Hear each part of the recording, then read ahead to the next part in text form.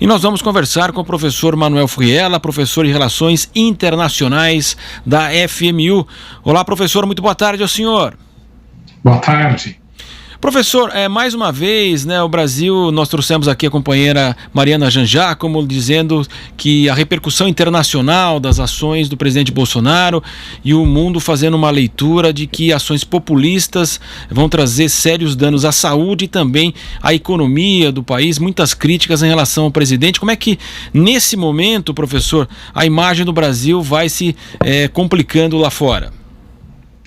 Na verdade, eu acredito que não é uma situação tão grave quanto parece num primeiro momento. Sempre os presidentes dos países, em momentos de crise, temos agora o coronavírus e também um período de crise econômica decorrente disso, a economia internacional já não vinha muito bem desde o ano passado, agora temos um complicador. Então, por conta de tudo isso, muitas são as divergências de entendimento, de análise mundo afora, inclusive sobre a postura do presidente do Brasil, assim como de governantes de países importantes. O Brasil está entre as 10 maiores economias do mundo. Então, nós somos, obviamente, sempre foco de análises.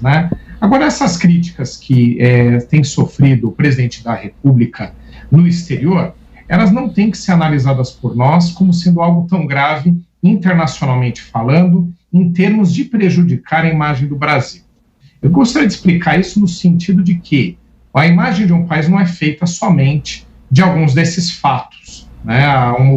Houve uma opção pela escolha de um governante no Brasil, assim como os outros países também fizeram, e internacionalmente, apesar de críticas serem feitas a esse ou aquele episódio, o país ele tem toda uma outra imagem que não é só decorrente desses episódios. Então há um filtro em relação atitudes do governo atual e também um respeito às opções que cada país toma quando toma as suas decisões. Então, acho que não é tão grave quanto pintam por aí essa questão da imagem do Brasil no exterior.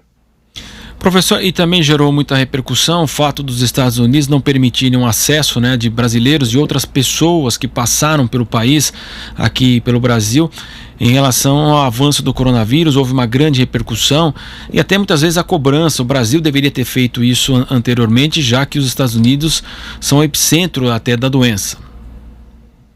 Agora, com relação a isso, eu acho que nós temos que fazer uma análise que a decisão em relação a restrições de brasileiros ou que tenha passado por aqui é natural, já que o Brasil é um país populoso, nós temos uma grande quantidade de contaminados, provavelmente nem chegamos ainda ao pico da contaminação, e durante esse tipo de período é muito natural que outros países criem restrições à circulação de pessoas originárias ou que tenham passado por grandes centros de contaminação. Nós fizemos isso em relação à Itália, nós tivemos muitas observações em relação à Espanha.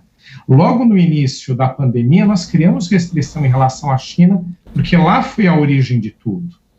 Então, é normal que haja restrição, internacionalmente falando, são normas recomendadas, inclusive, para que você contenha a transmissão, a contaminação. Então, não é de estranhar que países criem esta restrição neste momento, e por esse motivo, para conter a contaminação, em relação ao Brasil, já que nós estamos num período ainda talvez, ou provavelmente ainda não chegamos no pico, mas já temos um grande número de contaminados. Então, nós não podemos interpretar isso como uma restrição a decisões tomadas no Brasil, e sim como uma restrição, uma contenção de contaminação, e vou repetir, o Brasil também fez isso em relação a muitos países. Agora, o Brasil não ter feito isso em relação aos Estados Unidos, da forma como deveria, eu acho que sim, nós temos que ter uma autocrítica nesse sentido. Os Estados Unidos têm cerca de 2 milhões de contaminados, é o grande epicentro de contaminação internacional.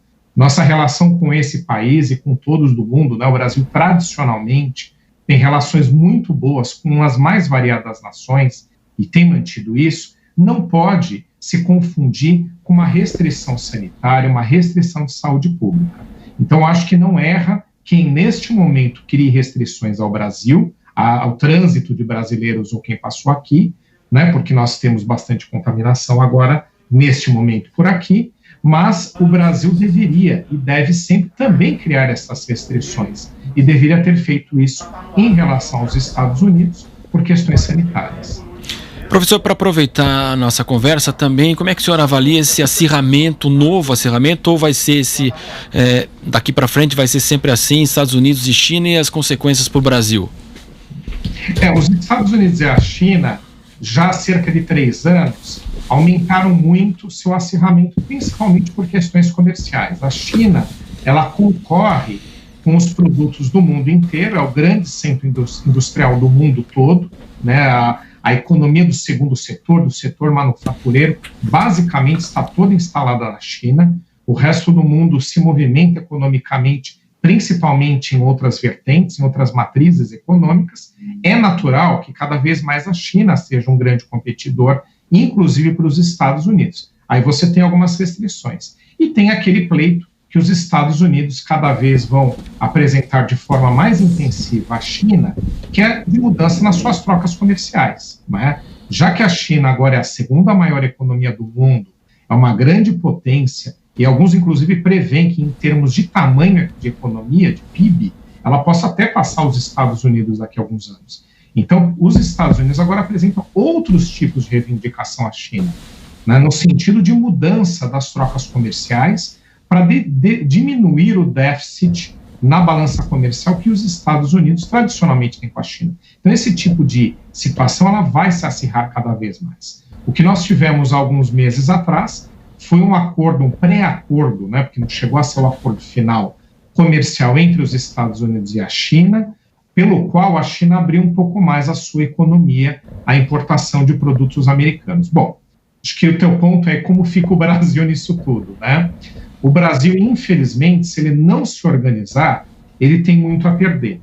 Principalmente porque a China, ao aumentar a importação de produtos americanos, ela vai ter que reduzir a importação que venha de outros países.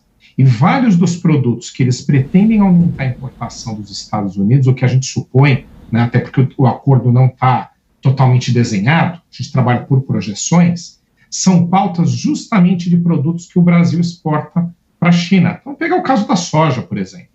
A China pode, para atender pleitos americanos, decidir importar mais soja dos Estados Unidos, e o Brasil, né, sendo um dos maiores fornecedores desse produto para a China, pode ter, para atender os americanos, a China diminuir a importação de produtos brasileiros. Então o Brasil tem que ficar muito atento, porque pode ter consequências para muitos países, não só para nós, mas olhando para nós, olhando aquilo que a gente objetiva, o Brasil tem que se organizar, senão ele tende a perder nessa guerra comercial, toda vez que a China tentar atender os Estados Unidos.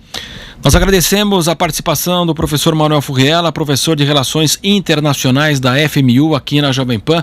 Muito boa tarde, professor. Boa tarde.